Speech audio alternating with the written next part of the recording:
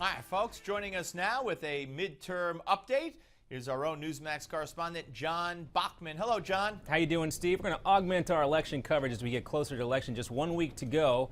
Taking a look at some Senate races. I know you guys are looking at the Alaska race and the North Carolina race as well. We're going to focus on some others. And first, we'll head to Kentucky, land of bourbon whiskey, thoroughbred horses, and Senate Minority Leader Mitch McConnell. And we know he wants to become the Senate Majority Leader should the Republicans take back control of the House. He just wrote a $1.8 million check from his personal account to his campaign account. He is up by about 4.5% right now, according to an aggregate poll here. The good news for McConnell is that's out of the margin of error of most of the polls that we use to get this average here. He's looking in pretty good shape. And of course, Allison Grimes with that disqualifying comment or lack of comment as to whether she would vote for President Obama. Next, let's head over to Georgia. Some interesting stuff going on right there. A dead heat in this race.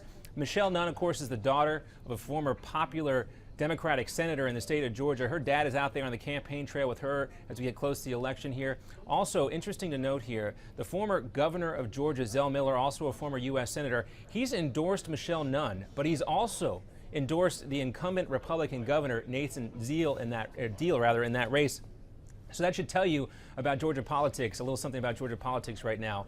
Nobody really knows what's going to happen. Chances are we're not going to know who wins that race on election night, and that's going to head to a runoff, which will be in January. So it's going to be a while before we know who controls the Senate. Next, we head out to Colorado. And this time last year, this was supposed to be a breeze for the Democratic incumbent, Mark Udall. But then a fresh-faced congressman named Cory Gardner jumped in the race, and Gardner is not looking back. He's up by more than 3 points right now. That's still within the margin of error, but some polls have him up by as many as 7 points. And of course, Udall has tried to play up his role in the Senate Intelligence Committee. That didn't really work with all the NSA stuff. Then he tried to hit Gardner on women's health issues. We know that doesn't really work out very well in these types of campaigns either. Gardner managed to stay above it all for most of the campaign, and if he wins, the GOP will have a bona fide future star in the United States Senate. Now we're going to turn our attention to Iowa. Joni Ernst, a former soldier and county auditor, is running against Congressman Bruce Braley. Ernst does have a slim lead, a little more than 2 points right now. And we haven't seen President Obama on the campaign trail for these Democratic Senate candidates, but we did see the First Lady out there campaigning for Braley in Iowa. But in an event a while back, she kept getting his name wrong over and over again, calling him Bruce Bailey, not Bruce Braley. She, of course, corrected herself and came back, but it may be too little, too late. And finally, let's take a look at what's going on right now in Arkansas. Things are not looking good for the Democrat incumbent Mark Pryor. Congressman Tom Cotton, a war veteran, has opened up a 5-point lead there. And it's also outside of the margin of error for all the polls we included in this aggregate. Now, one key thing to consider here, though, this could benefit Democrats. The Arkansas State Supreme Court has just decided that they're going to allow a ballot measure to go on the ballot, which deals with the minimum wage here. That's been trending pretty well for Democrats, but still Pryor out in front by a good bit here. We don't know if that's going to really affect a lot coming up to the election. Of course, Steve, as we've seen in a lot of these campaigns, there's been a lot of early voting here. So some of these poll numbers might not quite move as much as they have in other elections. But in those races we just mentioned, those 5, things looking very good for Republicans. But as we know, Republicans had to pick up 6 seats to gain control of the Senate. All right, John, very comprehensive and informative. I appreciate it. Thank you very much.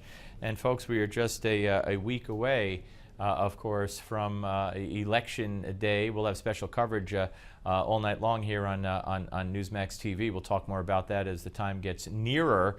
You know, the motivation, when you look at the latest polls, there's 70% of Americans are displeased with Obama's policies and think the country's headed in the wrong direction.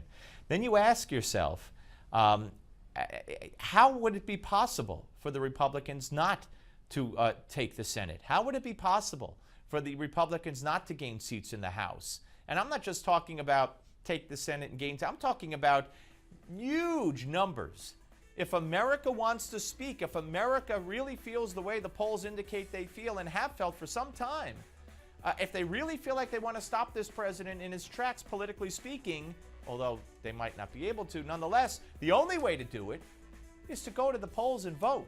And polls do show that likely voters favor Republican overwhelmingly. We'll see what happens. Give Me 5 is next on the Steve Malzberg Show, Newsmax Television.